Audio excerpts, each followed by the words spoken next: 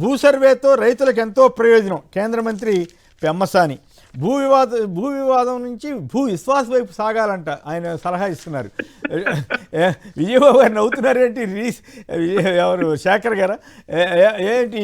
ఇప్పుడు సర్వే మీద అప్పుడు అంత ప్రచారం చేశారు, ఇప్పుడు అదే సర్వే బాగా చేయాలని చెబుతున్నారు. దాన్ని కూడా మళ్ళీ బిల్డప్ బాబాయిలు వక్రీకరించి వైసీపీ అప్పుడు సరిగా జరగలేదు, ఇప్పుడే జరుగుతుందన్న బిల్డప్ ఇవ్వడానికి ప్రయత్నం చేస్తున్నారు. సంక్షిప్తంగా దీని మీద మాట్లాడండి విజయబాబు గారు, సంక్షిప్తంగా.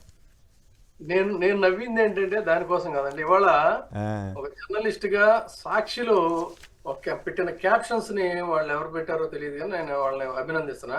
చాలా అత్యద్భుతమైనటువంటి క్యాప్షన్స్ పెట్టారు వీళ్ళ యొక్క వ్యవహారాల మీద.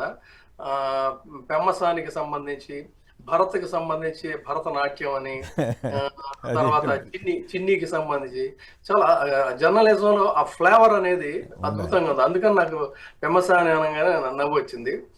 పెమ్మసానంత దివాళా కోరు రాజకీయవేత్త ఎవరు లేరని ఆ నియోజకవర్గ ప్రజలే ఆల్రెడీ గ్రహించారు. ఇప్పుడు పార్టీలు ఫిరాయించి అంత విషయం కక్కటం అంటే లోపల మీరు ఆ రోజున పార్టీలో ఉండి కూడా ఎంత విషయాన్ని మీరు దాచుకున్నారో, హాలాహలాన్ని ఇవాళ అదంతా కూడా దాన్ని చేస్తున్నారు. ఆ రోజు మీరు డిఫర్ అయిన దాన్ని ఇవాళ అద్భుతం అని చెప్తున్నారు. అంటే అతని యొక్క నిజానికి ఎవరో ఒక మధ్య ఒకరు బాగా మాట్లాడారండి. ఏమని వాళ్ళ నాన్నగారిని కీర్తిస్తూ ఒక గొప్ప వ్యక్తి, అలాంటి వ్యక్తికి ఇలాంటి అవకాశవాద రాజకీయ నాయకుడు దొరకడం అని చాలా అద్భుతమైన విశ్లేషణ చేశారు. సో ఇది అక్కడ నియోజకవర్గ ప్రజలు కూడా గమనిస్తున్నారు. ఇది మరి ఒక విద్యావంతుడు అయ్యి ఉండి, ఇంత యంగ్స్టర్ అయ్యి ఉండి రాజకీయాల్లో రాణించాలనుకునేటువంటి వ్యక్తి ఇంత పచ్చి అవకాశవాదంగా వ్యవహరించడం అనేటువంటిది మాత్రం దారుణం, దుర్మార్గం. రైట్. శేఖర్ గారు. సార్ ఒక నిమిషం, నేను నవ్వడానికి రీజన్ ఏంటంటే సార్, పెమ్మసాని గారు ఒక్కరే కాదు సార్. మొన్న ఒక వార్తాపత్రికలో ఒక న్యూస్ చదివాను సార్. ఏం చదివానంటే పురంధేశ్వరి గారు మాట్లాడిన మాట సార్. రీఆర్గనైజేషన్ సర్వే, భూ సర్వే ఏదైతే ఉందో అది కేంద్ర ప్రభుత్వ మానస పుత్రిక. ఈ డైలాగ్ కూడా సార్, కేంద్ర ప్రభుత్వానికి చెందిన మానస పుత్రిక, కేంద్ర ప్రభుత్వమే దాన్ని తీసుకొచ్చింది. దాని మీద మీరు దుష్ప్రచారం చేస్తారా? దాన్ని మీరు కేబినెట్ కూడా ఆమోదించింది కదా.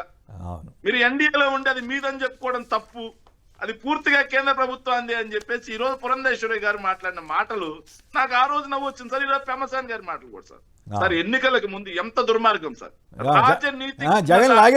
జగన్ భూములను లాగేసుకుంటాడు అని ఎంత పచ్చబద్ధం ప్రచారం చేశారు సార్. ఈ సమకాలీన రాజకీయాల్లో సార్ రాజనీతిజ్ఞత అనేది పూర్తిగా లోబడింది సార్. కేవలం తాత్కాలిక రాజకీయ అవసరాలే తప్పిస్తే రాజనీతిజ్ఞత లేదు సార్. ఆ రోజుటికి ఆ రోజు అవసరం కోసం ఈ రోజు నిజంగా చాలా మంది సిగ్గుపడతా ఉన్నారు సార్. చిచ్చి రాజకీయాలు అంటే ఇంత భ్రష్టు పట్టిపోయాయని. ఎందుకంటే రాజకీయ అవసరాల కోసం కేంద్ర ప్రభుత్వం తీసుకొచ్చినటువంటి ఏదైతే పథకం ఏదైతే ఉందో నీతి ఆయోగ్ సూచనల మేరకు జగన్మోహన్ రెడ్డి గారు మొట్టమొదటిగా ఇంప్లిమెంట్ చేసి భూ సర్వే ద్వారా భూ వివాదాలకి చెక్ పడాలి. ఏదైతే విదేశాల్లో ఉన్న విధానం ప్రకారం మనకు కూడా ఇంకా కోర్టులకు వెళ్ళి కబ్జాలకు వెళ్లే పరిస్థితి రాకూడదు అని చెప్పేసి భూ సర్వే తీసుకొస్తే జగన్మోహన్ రెడ్డి గారు మీ భూములు మొత్తం లాగేసుకున్నారని చెప్పేసి గద్ద బొమ్మలు వేశారు సార్.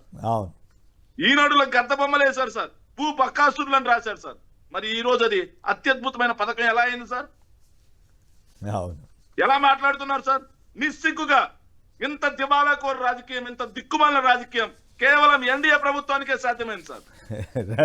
కేవలం ఎన్డీఏకే. ఇందులో దోషిగా నేను బీజేపీని కూడా మాట్లాడతాను సార్. ఎందుకంటే ఎన్నికలకు ముందు ఆ బీజేపీ ఎన్డీఏ ప్రభుత్వం తీసుకొచ్చిన చట్టాన్ని రాష్ట్ర ప్రభుత్వం తూచా తప్పకుండా అమలు చేస్తే దాన్ని వాళ్ళ రాజకీయాని కోసం, తాత్కాలిక రాజకీయ అవసరాల కోసం వాడుకున్నటువంటి ఎన్డీఏ బీజేపీ అధ్యక్షురాలైనటువంటి పురంధేశ్వరి గారు ఈ రోజు నిశ్చితంగా ఎలా మాట్లాడతారు? రైట్.